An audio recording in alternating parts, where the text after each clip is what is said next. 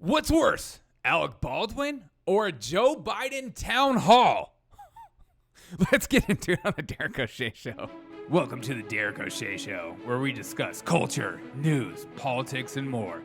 Sit back, relax, and I hope you enjoy the show. Be sure to tell your friends and family about the revolution.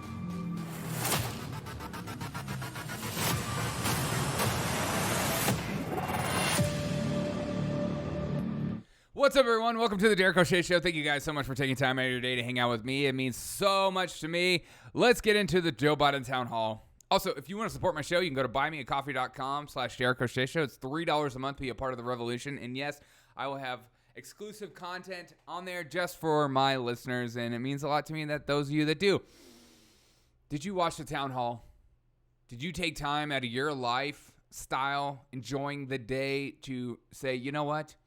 I'm going to watch a network like CNN, who is trying to pick up the pieces of their recent Gupta interview. Their man Gupta on the Joe Rogan interview. They're trying to pick up the pieces by having Joe Biden on. Hey! So this interview is as much for Joe Biden as it is for CNN and their credibility and their desire to stay on top of the game of the airport news network. I don't know. I've never seen anyone else watch CNN. Who watches CNN? Seriously. I want to meet these people. I don't think any of their numbers are true. Even my liberal friends watch MSNBC because they're just so deranged on that side. But CNN, who takes them seriously? But we have Anderson Cooper interviewing Joe Biden. So you knew immediately it was going to be nonstop, hard-hitting questions as the left just fawned over him all night. And we'll get into some of these interviews. But I think this one clip sums up his presidency and people on the left in many ways. It's this constant debate between freedom and safety. And how people that are for freedom are willing to give up safety for freedom because they see it as more important. Whereas people on the left are willing to give up freedom for safety. And so we have these conflicting ideas constantly being pushed, and you can't argue, you can't have a debate really with someone who sees that as their foundation on either side, because the debate will go absolutely nowhere. The safety part, they'll talk about the common good constantly, and then the freedom part, they'll talk about individual rights and personal freedoms and being able to choose and do what you want to do when you grow up or whatever. Whereas the community is always focused on the community. They're always focused on safety. They're always focused on the collective, not the individual, but the collective. So whatever is the more common good of the man is more seen as the way of life, whereas the freedom side is, I don't care what you do as long as you don't tell me how to live my life. That's why you always see that with the gun debate. It's funny, Alec Baldwin just recently shot somebody on set with, apparently a loaded prop gun. Now, things you should know about guns is you should treat every gun as a loaded weapon. You don't pick it up and just pull the trigger immediately. That's just not gun safety 101. But you know how all Hollywood elites are. They tell you what to do with your guns and who should have the guns, but then they themselves don't even understand simple gun safety. Let's get into this clip, though, from Biden's town hall, because I think it tells a lot about his presidency and the way the left is going at the moment and their views. I just think the liberal ideology of freedom, liberty, old school liberals is slowly fading. Those old school liberals are seen as conservative, Republican, Trump supporters, white supremacists, whatever word you want to use. That's how far it has shifted. You can't even be a free-thinking liberal anymore. If you're a free-thinking liberal, then you're immediately assumed as some kind of Trump-supporting Republican, even though, like Joe Rogan, he's the biggest liberal I've ever met. I listen to his podcast all the time, but people that don't listen to his podcast put him in that category. That's what happens. You have all these people that just assume things, and we encourage to assume things based on the way you look or one segment of what you said. Well, people will take like something I've said, and I'll have a 30-minute show, and they'll take a 5-second segment, and they'll be like, well, there it is. Everything you said is stupid now. You're like, okay. Let's listen to this clip, though. Here's the hard-hitting Anderson Cooper. As 1 in 3 emergency responders in some cities like Chicago, Los Angeles, right here in Baltimore, are refusing to comply with city vaccine mandates. I'm wondering where you stand on that. Should police officers, emergency responders, be mandated? So you're seeing many police officers walk off the job, protest, quit over these mandates. And I saw my liberal friends clapping this. Who are you going to call? You can't call Ghostbusters to come and save you. If someone's breaking in your house, especially if you don't have a gun, you don't have any measures of protecting yourself, who are you calling? The vaccinated police officer?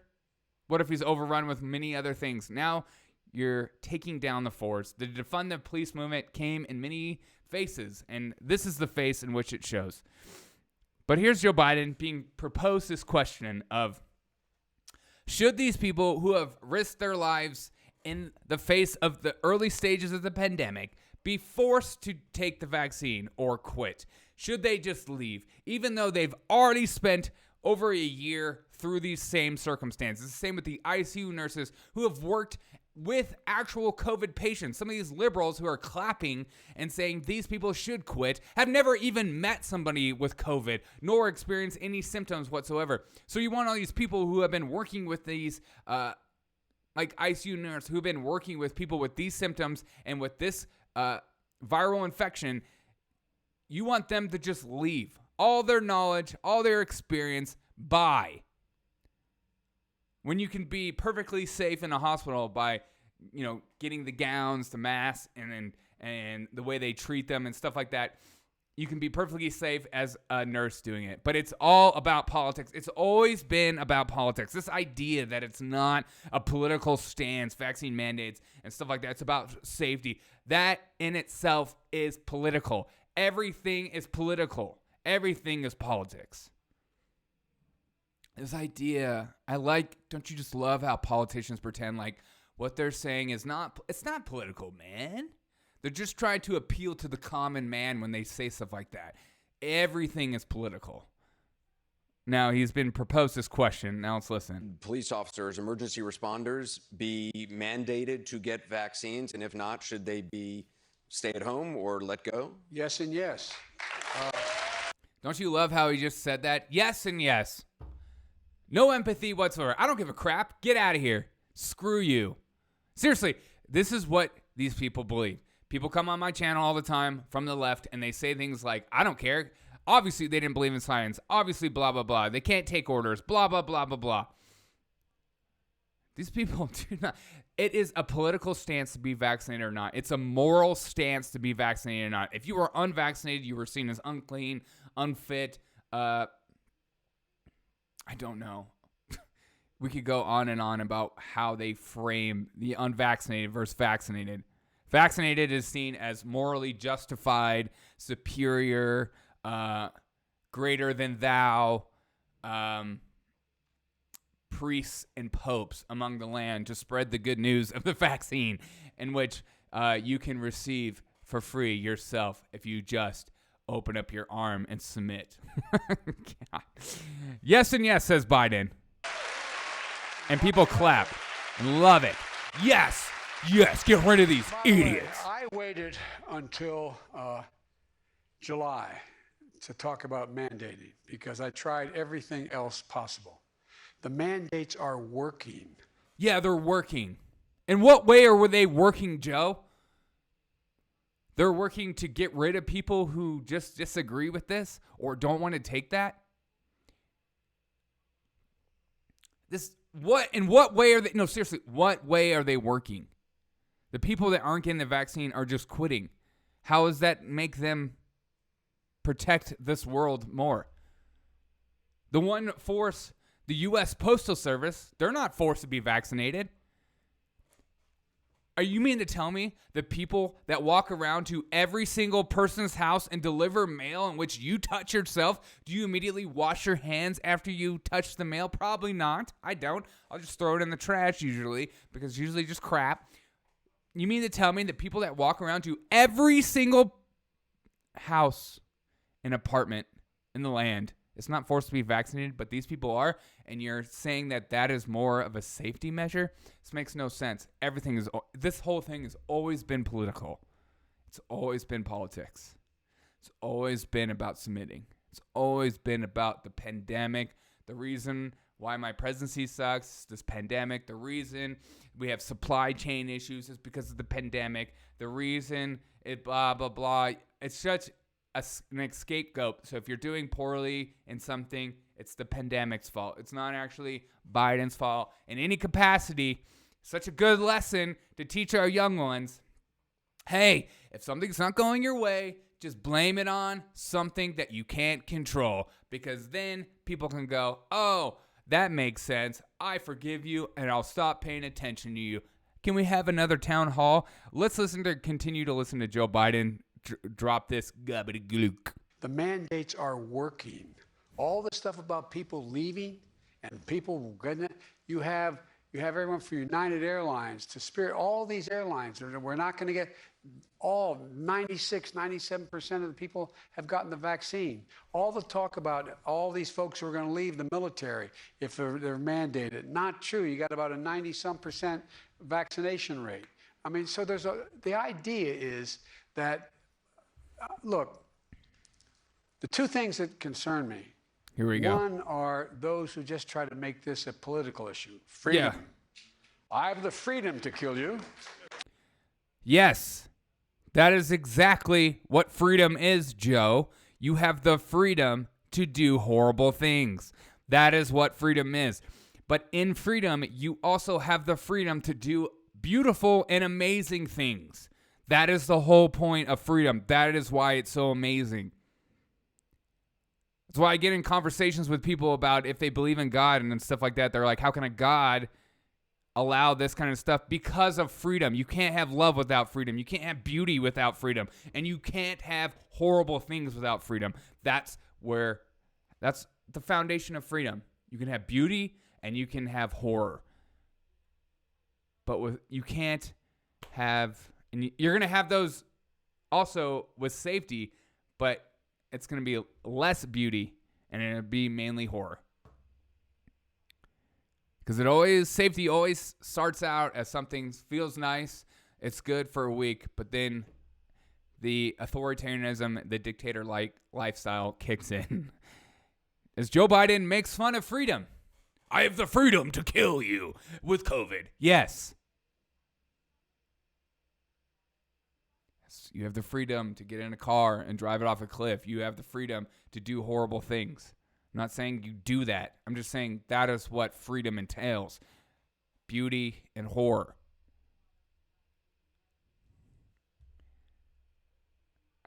There's so many of my liberal friends who mock this idea of freedom. And it's only people that don't come from these communist countries. Like, you ask a Cuban American what his thoughts are on freedom versus safety in this idea of government mandating and how you act and showing your papers of places and like, oh, I'm just showing my vaccine. I got vaccinated. It's not a big deal. I'll show my proof of vaccine at this concert. It's not a big deal. It's not a big deal to those people who haven't experienced true horror in their life of government-mandated lifestyles, government-mandated health. I mean, to say Australia is a beautiful place to live right now is crazy. I've seen videos of cops running up to getting in people's faces and making sure there's coffee in people's cups because their mask was down while they were drinking. That's insane. Some people clap that, though. Some people think that's a okay measure because God forbid you have somebody walking around the streets of a city with their face down holding a cup of coffee. There might not be coffee in there. He might just be enjoying a breath of fresh air, and we can't have that. It's about your safety. But Biden mocks this idea of safety, and people clap it, and people love it. It's not about safety. Same thing with hate speech. The same argument will be used for hate speech. oh, it's not about these freedoms. We're just trying to be good people. We want to get all these evil, racist, homophobic, transphobic, whatever phobic you want to use off the streets. It's not about freedom of speech to be a jerk. No, we got to stop that. Okay. Those who just try to make this a political issue. Freedom. I have the freedom to kill you with my COVID. No, I mean, come on. Freedom.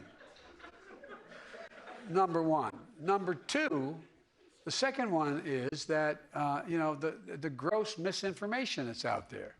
Like what they're saying about my buddy Colin Powell, and he was my friend who passed away. Colin Powell was vaccinated and he still died. Well, he knew he had serious underlying conditions and it would be difficult. He clearly would have been gone earlier had he not gotten the vaccine, had he not gotten the... According to Biden, he clearly would have died if he wouldn't have gotten the vaccine. Clearly. This is an obvious statement. Matter of fact. But the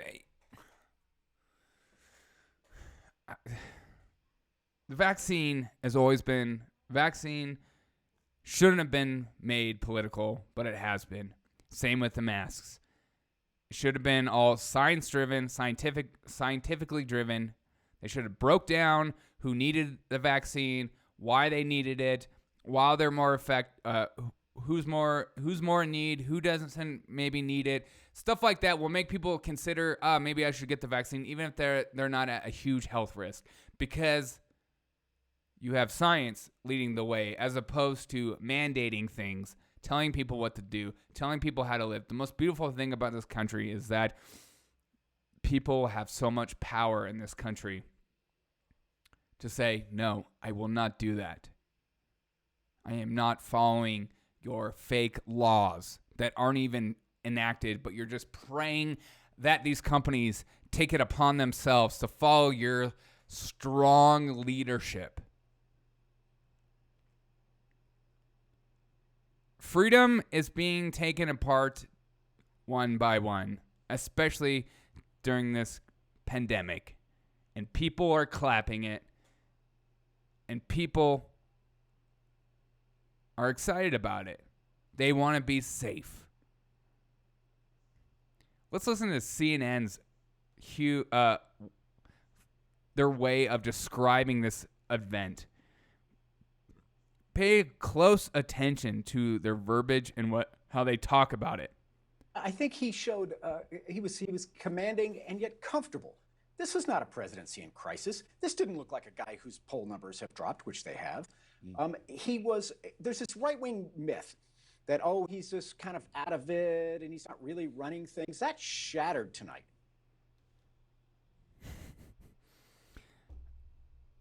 I don't these people, how are these people not liable for what they say?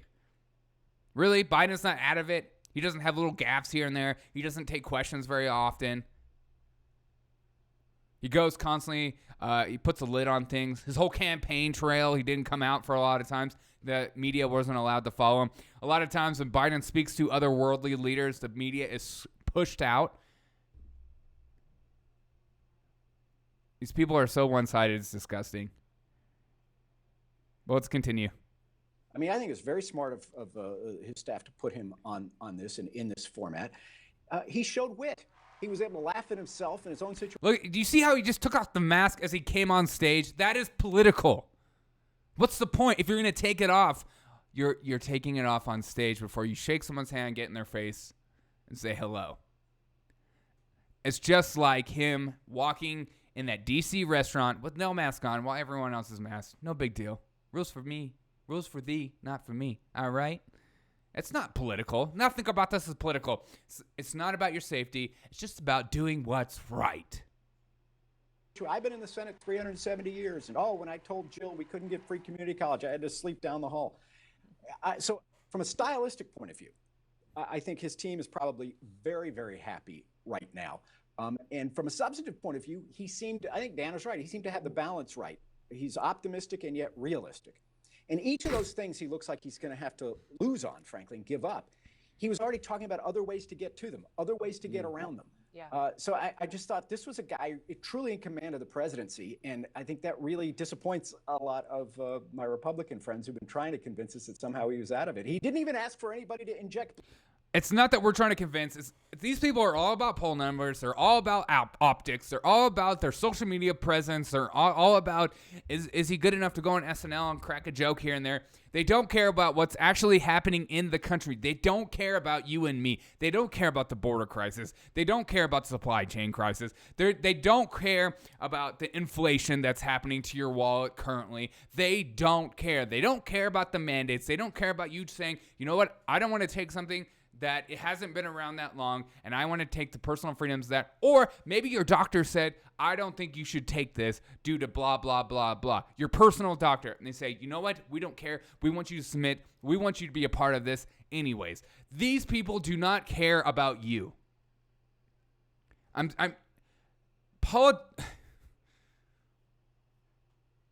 They don't care about your freedoms. CNN wants you to use them as an authoritative source. They want you to run to them for knowledge and information. And Biden wants to have his little moments that make him feel good on the inside and not actually address anything major going on. As he said things like, should I go to the border? Not now, Joe. You screwed up already. I've already been to the border. He said, I've been dealing too much with hurricane disaster stuff due to global warming. Everything is political with these people. Even that statement. I've been dealing with all these disasters due to climate change. Can we talk about climate change now? The media excuses Biden and his self-built disasters. And they think he's doing a fantastic job, and they will spout that even if this country is in complete turmoil. And anything bad Biden does, it will be the unvaccinated's fault and the pandemic's fault. When you have a boogeyman like that, the boogeyman before was Donald Trump. They just blamed Donald Trump for everything. Now the boogeyman is the unvaccinated and the pandemic. And I guess you could still talk about Trump. But right now, that is who they are focused on as the problem in this country. And they think Joe Biden is doing just a fantastic job. See, this is what happens when you have rich people dissecting Joe Biden's speech. If you had somebody like myself on there who doesn't make a lot of money, who is heavily affected by this inflation, or people losing their job due to mandates, like I don't have a doctor that I keep on speed dial like Joe Rogan. I can't just be like, I want these medications, get these prescriptions out to me as soon as possible. I'm not the president. I can't just like have heart palpitations and then go get the best treatment in the world. I'm not these rich people that are chauffeured everywhere, live in expensive places, and they try to pretend like they're commoners like you and me, who are just simple-minded people. But when we are heavily affected by our wallets like we are today, they don't understand. They don't care because they're not affected. That town hall was very telling to what's to come. But I just think you and I, simple mind, obvious, logically thinking people, like I like to say, they come from a basis of freedom should be on the pedestal in which we see freedom should be the lens in which we see this country, versus people on the other side seeing as safety and security should be the lens in which we see this country. We will never see eye to eye. You just won't, because you're arguing from two different foundations.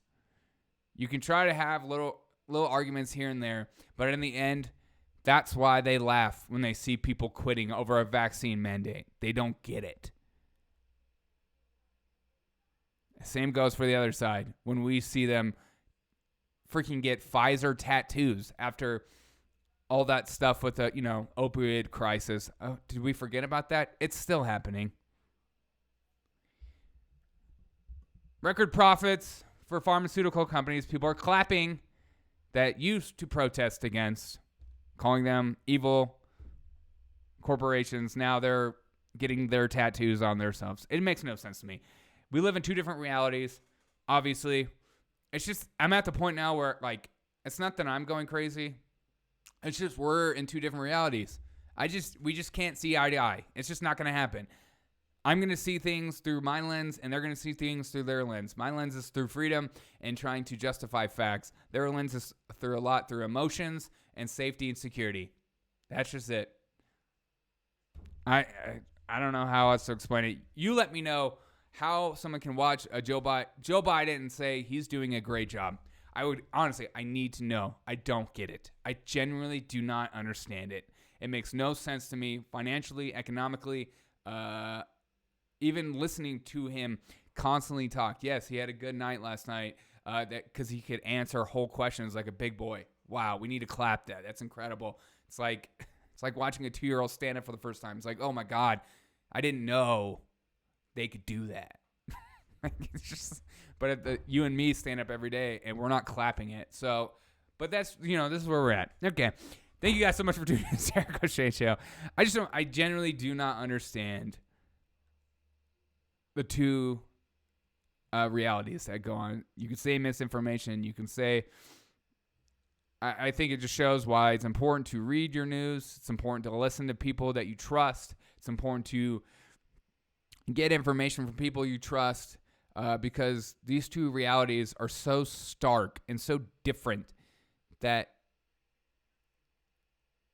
I don't understand how we don't end up in a national divorce eventually, because this tribalism is just gaining steam and it's not slowing down, because Joe Biden can mock freedom and mock the idea of freedom and people clap it.